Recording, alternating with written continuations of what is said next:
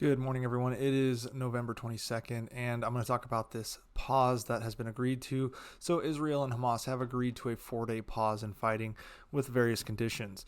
Those conditions include that Hamas will release 50 hostages that are women and children, and in return, Hamas gets 150 women and children from Israeli control.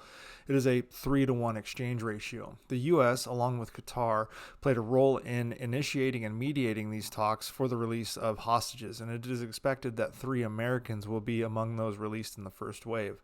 For every additional 10 hostages released, the pause in fighting will be extended by 1 day. If the first phase goes as planned, around 20 more hostages will be released by Hamas, and the pause in fighting would extend an additional 2 days. Under this framework, the pause could extend for 17 additional days or a total of 22 days, assuming the hostage exchanges continue and the pause is not violated or renegotiated.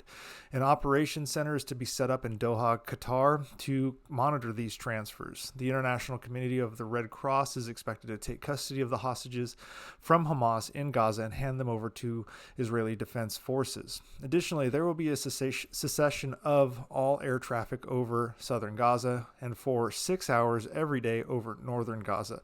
This will be monitored by the U.S. and Qatar. This allows for more freedom of movement of people trying to evacuate Gaza, as well as granting space for Hamas to conduct any kind of relief operations that they claim to be having in Gaza City. Furthermore, humanitarian relief, medical, and fuel aid will be allowed into areas of Gaza Strip. This includes 300 trucks per day for the duration of the pause, including any extensions. The halt in fighting is set to take effect at 10 a.m. local Israel time on Thursday, meaning it goes into effect in about 14 or 15 hours. So if, as of posting this video, around noon Eastern time, the pause will go into effect at 3 a.m. Eastern time tonight or Thursday morning. Anyone saying either side is violating the pause right now, as of this video, is incorrect.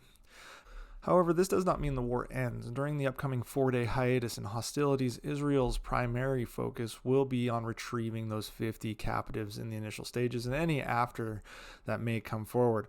The Israeli Defense Force, though, won't be idle. They will be far from inactive. Actually, a key agenda is to provide the Israeli troops who've been through some pretty intense weeks of combat in northern Gaza with much needed rest and replenishment. They will get everything from resupplies of basic needs like food and ammunition to potentially restorative measures for soldiers, such as allowing them to go back into Israel and get some rest for that time period. Additionally, those units that aren't expected to be a part of the push, the fight again immediately after the pause ends, will probably just be focused on bolstering defensive positions and engineering efforts.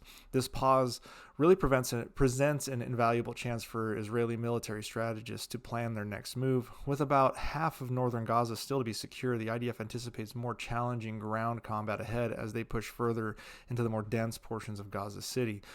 Furthermore, intelligence gathering, which is another critical activity during this period, will continue for both sides. Despite advanced technologies, the reliance on human intelligence remains a cornerstone of Israel's strategy in Gaza. The IDF's military intelligence directorate, which is called Unit 44, has been gathering actionable intelligence, and that's not going to stop during this pause. They will continue to identify tunnel networks and weapon stockpiles and continue to question Hamas fighters they've captured, communicate with civilians in the region as well as other Palestinians. And all of this, again, will continue. Now, for Hamas's part, they will use this period to relocate fighters and resources as well as evacuate wounded personnel and shore up its defenses while strategizing about ways to counter Israel's movements further into Gaza. These include potentially cutting off routes, creating fatal funnels, similar things to potentially what you saw in like Mogadishu during when the U.S. was struggling in Somalia because route cut off, things like that. Might see some similar tactics, potentially shoring up defenses of their tunnel networks, etc. On both sides, commanders really get a chance to pause and strategize. This interval will allow Israel and Hamas to reassess, consolidate, resupply, get some rest, and then plan for future operations. The Israeli Defense Forces will likely encourage more civilian evacuations from Gaza. They will provide safe routes for that movement. And such humanitarian corridors have been really something Israel has done in the past, especially during temporary ceasefires or pauses. Hamas will continue to conduct recruiting efforts, but they will be able to do so with a little bit more freedom of movement and potentially try to gain more fighters from those that potentially had family killed during the initial stages of this war. This interval also presents an opportunity for Israel to refine its strategic communications, especially when talking about what will happen after the conflict is over. With a lot of casualties, a lot of infrastructure damage, there's got to be a plan for reconstruction in Gaza, as well as the future of governance there. Israeli leaders have expressed the need for a sustainable solution post-conflict, and they can use this time, rather than being focused on the chaos of the battlefield, to gain some breathing room on the international stage, to gain some expectation management, as well as look at what internal political pressures could be driving the future of Gaza.